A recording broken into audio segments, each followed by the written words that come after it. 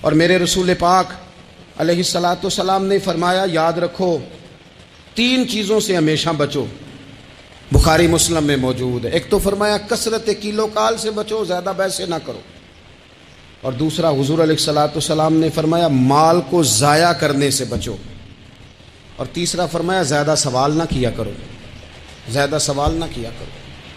ایک مقام پہ نبی پاک علیہ السلام نے فرمایا حج فرض ہے۔ ایک صاحب نے اٹھ کے پوچھا حضور ہر سال؟ حضور خاموش ہو گئے۔ پھر پوچھا حضور ہر سال؟ سرکار خاموش ہو گئے۔ تیسری بار پھر پوچھا حضور ہر سال؟ نبی پاک علیہ السلام نے فرمایا زیادہ سوال نہ کیا کرو، میرے منہ سے نکل جاتا نا ہر سال فرض ہے تو رب نے ہر سال فرض کر دینا تھا، تمہارے لیے مشکل ہوتی۔ اور فرمایا جس چیز کے لیے میں تمہیں حکم دوں وہ کر دیا کرو، اور جس چیز میں تمہیں آزاد کر دوں اس میں آزاد ہو جایا کرو، زیادہ باریکیوں میں نہ جایا کرو۔ جن لوگوں نے بھی باریک بن کے چیزیں ڈسکس کرنی چاہی نا الجھ گئے، تنگ آ گئے، اور جو کسی ایک دروازے کے فقیر تھے، ایک دروازے کے فقیر تھے، کسی ایک راہ سے خیرات لیتے تھے، زیادہ الجھاؤ نہیں پیدا کیا انہوں نے۔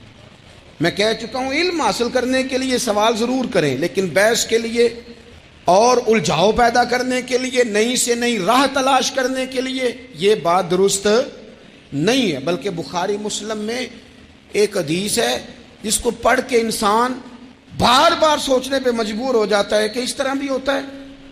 حضرت انس بن مالک رضی اللہ تعالیٰ عنہ ارشاد فرماتے ہیں ہم سب حضور کی بارگاہ میں بیٹھے تھے، بخاری مسلم ہے، نبی پاک علیہ السلام تشریف فرما تھے، حضور کی عادت مبارکہ تھی جہاں موقع آیا حضور بیٹھ گئے، حضور زمین پہ جلوہ فراز تھے، صحابہ کرام نے سوال پوچھنے شروع کیے، سوال پوچھنے شروع کیے، یہ بھی بتائیں یہ بھی بتائیں۔ کچھ نوجوان تھے انہوں نے کچھ سوالات شروع کیے، انہوں نے بہت زیادہ سوالات کیے کثرت سے۔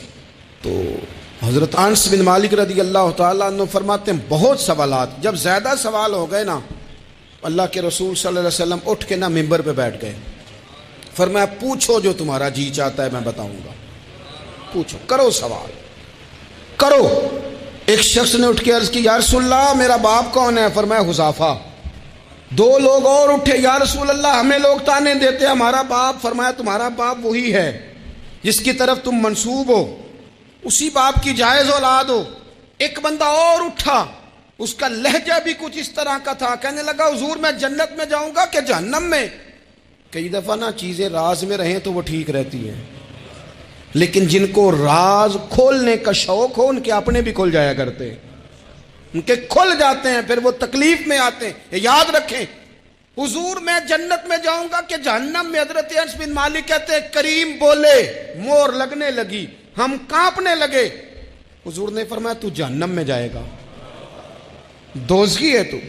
بس جب وہ سناٹا چھا گیا، اب ڈر تھا کہ کچھ اور باتیں نہ، یہ کثرت سوالات کی وجہ سے حضور ناراض ہو گئے۔ کہتے ہیں فٹافٹ حضرت عمر اٹھے، فٹافٹ، اور کوئی معافی نہیں مانگی، کوئی بات نہیں کی، جناب عمر تھے نا، آئے عمر تیرے جملوں پہ مر جاؤں، ان راہوں پہ قربان جہاں سے عمر چلتے تھے، ہر حکمران تیری بات کرتا ہے پر عمر تیرے ایک ایک فیصلے پہ میری اولادیں قربان۔ ایسا بھی شخص کوئی پلٹ کے دنیا میں آئے گا جیسا خطاب کے گھر عمر پیدا ہوا۔ حضرت فاروق اعظم اٹھے، یوں ہاتھ باندھے، رو پڑے، کہنے لگے نہ حضور نہ، رضیت باللہ ربا وبالاسلام دینا وبسیدنا ومولانا محمدا نبیا ورسولا۔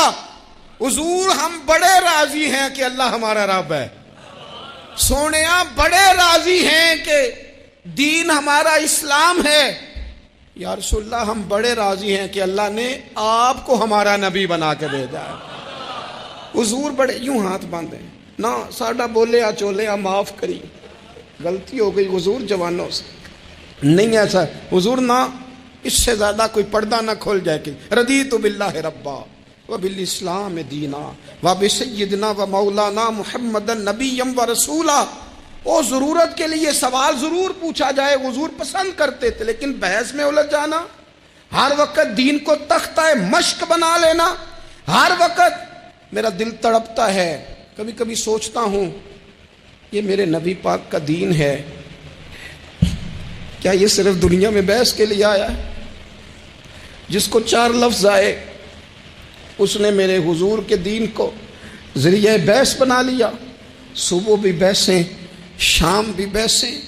کریم محبوب علیہ الصلوۃ والسلام نے جو طائف میں روڑے کھائے تھے وہ اس لیے کہ امت بیٹھ کے بحثیں کرے، اس لیے امام علی مقام نے سارا گھرانہ کربلا میں دے دیا کہ تم بحثیں کرو۔ عمل کب کریں گے؟ کرو بحث، صبح بھی کرو، ہر بندہ کرے، مولوی بھی کرے، مفتی بھی کرے، مناظر بھی کرے، اور چلو علماء تو کبھی اعلاء کلمت الحق کے لیے کوئی گفتگو کر بھی لے۔ ہر چوک چراہے میں بحث، ہر جگہ مناظرہ، خدا را بلا ضرورت تو چھوڑ دیں، بلا وجہ تو چھوڑ دیں۔ کبھی تو مان کر چلنے کا مزاج بنا لیں، کبھی تو قبول کر لیں۔ یا رسول اللہ رضیت باللہ ربا وبالاسلام دینا وبسیدنا ومولانا محمد نبی و رسولا۔ حضور بڑے راضی ہیں کہ اللہ ہمارا رب ہے، اسلام ہمارا دین ہے، آپ ہمارے نبی ہیں۔ حضور ہم بڑے ہی راضی ہیں، ہم پر کرم نوازی ہو جائے۔ تو حضور نے فرمایا عمر بیٹھ جا، اللہ تیرے اوپر رحم فرمائے۔ عمر بیٹھ جانا، رب تیرے اوپر رحم فرمائے۔ اور پھر فرمایا عمر یہ رب نے تجھے ہی توفیق دی ہے، یہ تجھے توفیق ملی ہے۔ تو اتنی زیادہ بحثیں، کبھی کبھی کچھ سوالوں کے جواب دینے کو جی نہیں نہ چاہتا۔ آپ جو سوال کر رہے ہیں وہ پتہ ہے حضور کے ایک عظیم صحابی کے بارے میں کر رہے ہیں، آپ ان پر بحث کرنا چاہتے ہیں، جی نہیں کرتا، وہ ہستی اونچی ہے، نہ بھائی نہ، دل نہیں مانتا۔ آج ہر آدمی کو بحث کا شوق آیا ہے، ہر شخص ہے جو کہتا ہے مجھے بھی 3 باتیں آتی ہیں، میں بھی تھوڑا سا مفتی ہوں، میری بھی سن لو۔ تو اپنی زندگی میں اتنا دروازہ بحث کا نہ کھولیں، اتنا الجھاؤ نہ پیدا کریں، اور ایسے بے جا لا یعنی اور بے مقصد سوالات سے اپنے آپ کو بچائیں جن میں انسان پڑھے تو اس کے لیے الجھاؤ بڑھ جائے۔ بعض سوالات ایسے بھی حضور سے کیے گئے کہ سرکار نے ان پر سخت ناراضگی کا اظہار فرمایا۔ فرمایا اس سوال کی کیا حاجت؟ تو میں آپ سے گزارش کروں گا سیکھنے کے لیے مسئلہ ضرور پوچھیں، سیکھنے کے لیے۔